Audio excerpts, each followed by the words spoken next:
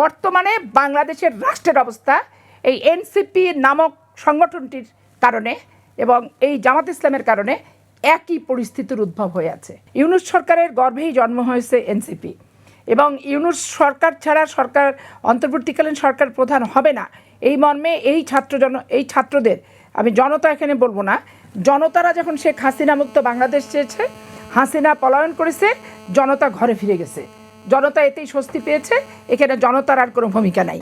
এই ছাত্ররা তখন তারা ডক্টর ইউনূস ছাড়া অন্তর্বর্তীকালীন সরকারের প্রধান হতে দেবে না বলে তারা জেদ করলো এবং 3 দিন বাংলাদেশ সরকার বিহীন অবস্থায় ছিল এবং ডক্টর ইউনূস এসে অন্তর্বর্তীকালীন সরকারের দায়িত্ব নিলেন। ঠিক সাজানো পাতানো এরা চাবে উনি আসবেন, চেয়ারে বসবেন, চেয়ারটা সাজানো ছিল, বসলেন। বসার পরে ডক্টর ইউনূস বেশ কিছুদিন পর নতুন একটা দল হবে এটাও যেমন উনি বলছিলেন এবং নতুন দল হওয়ার পরে সেই দলটাকে অভিনন্দন দেওয়ার যে ঢং ধিতাং, ঠিক তারই আশ্রিত দল, তারই করা দল, এই ধরনের একটা মনোবৃত্তি। তার কথাবার্তা উনি যদিও খুবই কম বলেন, তার কথাবার্তার ভিতরে সেটা প্রকাশিত হয়েছে।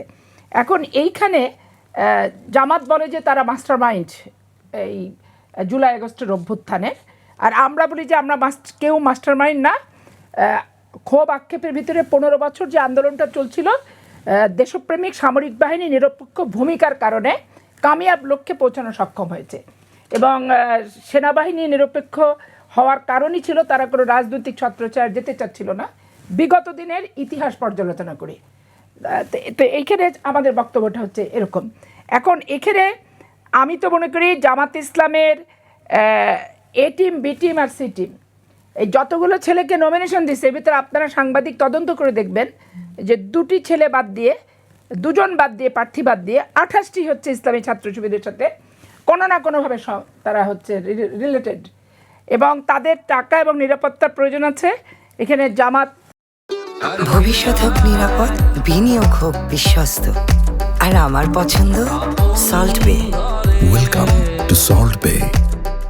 টাকাও দিবে তাদেরকে, ভোটও দেবে এবং তাদের নিরাপত্তা সংক্রান্ত বিষয়গুলো দেখবে। এখন জামাত সেরকম একটি সংগঠন, আমাদের নিরাপত্তার জন্য পুলিশ লাগে, রনির পুলিশ লাগে, কি একজন সাংবাদিকে লাগে, কথার কথা তুমি আমি নিলাম না, কেউ না কেউ তো নিচ্ছে।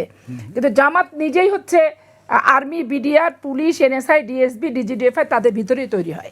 মুক্তিযুদ্ধকে অস্বীকার করার জন্য এবং মুক্তিযুদ্ধের ইতিহাসটাকে একবারে ধামা চাপা দিয়ে এই জুলাই আগস্টকে একমাত্র যুদ্ধ হিসেবে প্রমাণিত করার জন্য জামাত ইসলাম এবং এনসিপির ব্যাপক প্রচেষ্টা, এই সংস্কার কমিশন নামে মাত্র কিছু এজেন্ডা নিয়ে যে বসছিল সেইটা থেকে শুরু করে অদ্যাবধি কাল পর্যন্ত তারা চলছে। এখন মুক্তিযুদ্ধের চেতনাকে অস্বীকার করার কোনো সুযোগ বাংলাদেশের এই ভূখণ্ড যতদিন থাকবে এবং বাংলাদেশের মানুষ যতদিন জীবিত থাকবে, সার্বভৌমত্ব যতদিন থাকবে, কোনো প্রকার সুযোগ বাংলাদেশের কোনো নাগরিকের কিন্তু নাই। কারণ মুক্তিযুদ্ধের প্যারালাল কোনো যুদ্ধ এটা হতে পারে না। আজকে মুক্তিযুদ্ধ হয়েছে জন্য তো স্বাধীনতা পেয়েছি, ভূখণ্ড পেয়েছি, যার কারণে আমি রাজনৈতিক দল করছি, একজন আর একজনের বিরোধিতা করছি, পক্ষ নিচ্ছি, বসে আমি আমার মনের ভাব প্রকাশ করার সুযোগ এবং সাহস আমি পাচ্ছি। তো মুক্তিযুদ্ধের ভিত্তিতে দেশ যদি আমি না পেতাম তাহলে আমার কি এই স্বাধীনতাগুলো আমি ভোগ করতে পারতাম? অবশ্যই। সরকার কি ভোগ করতে পারতো? নির্বাচন কি বাংলাদেশে এইভাবে হতো? এবং এইভাবে প্রাদেশিক সরকার আর দেশের সরকার দুটার ভিতরে তো পার্থক্য আছে, এগুলো তো আসতো না। তো আর মুক্তিযুদ্ধ যেহেতু জামাত ইসলাম বিরোধিতা করেছে আর এই এনসিপির বয়সের কারণে মুক্তিযুদ্ধ পায়নি, এরশাদ বিরোধী আন্দোলনও পায়নি, এটাই তাদের জীবনে প্রথম আন্দোলন। স্বাভাবিক কারণে যে যেটা করে সেটাই হচ্ছে প্রায়োরিটি। তবে আমি এখানে একটু কথা বলে শেষ করতে চাচ্ছি যে 71-এর মুক্তিযুদ্ধের পরে দেশের যে অরাজক পরিস্থিতিটা ছিল, কেউ কারোর নিয়ন্ত্রণে ছিল না, প্রশাসন কাউকে নিয়ন্ত্রণ করতে পারেনি। বর্তমানে বাংলাদেশের রাষ্ট্রের অবস্থা এই এনসিপি নামক সংগঠনটির কারণে এবং এই জামাত ইসলামের কারণে একই পরিস্থিতির উদ্ভব হয়ে আছে। বিএনপি জামাতের সাথে যে জোটটা করেছে, টোটাল বাংলাদেশে 300 সিটের ভোটের এই 50 বছরের ভোটের ইতিহাস নিয়ে, পরিসংখ্যান নিয়ে পর্যালোচনা করে আমরা হচ্ছে তাদের সাথে জোট করেছি। এবং আমরা যে জোট করেছি, আমরা জোটের কোথাও মুক্তিযোদ্ধা বিরোধীকে মুক্তিযোদ্ধা সপক্ষ শক্তি বলে লেবেল লাগায় চালাই দিব, এই কমিটমেন্টটা আমাদের সাথে ছিল না এবং আমরা কোথাও কোনো বক্তব্য বিবৃতিতে কিন্তু বলি নাই।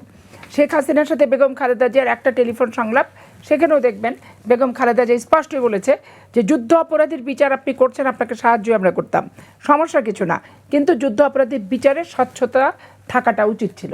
অস্বচ্ছ বিচার হওয়ার কারণেই তখন আমাদেরকে অস্বচ্ছতার বিপক্ষে আমাকে কথা বলতে হচ্ছে এবং ভূমিকা রাখতে হচ্ছে।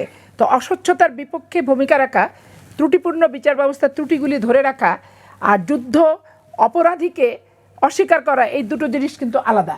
যে অপরাধ করেছে এটা আমি অস্বীকার করছি না, কিন্তু অস্বচ্ছতা ত্রুটি বিচ্যুতিগুলো নিয়ে আমি কথা বলছি।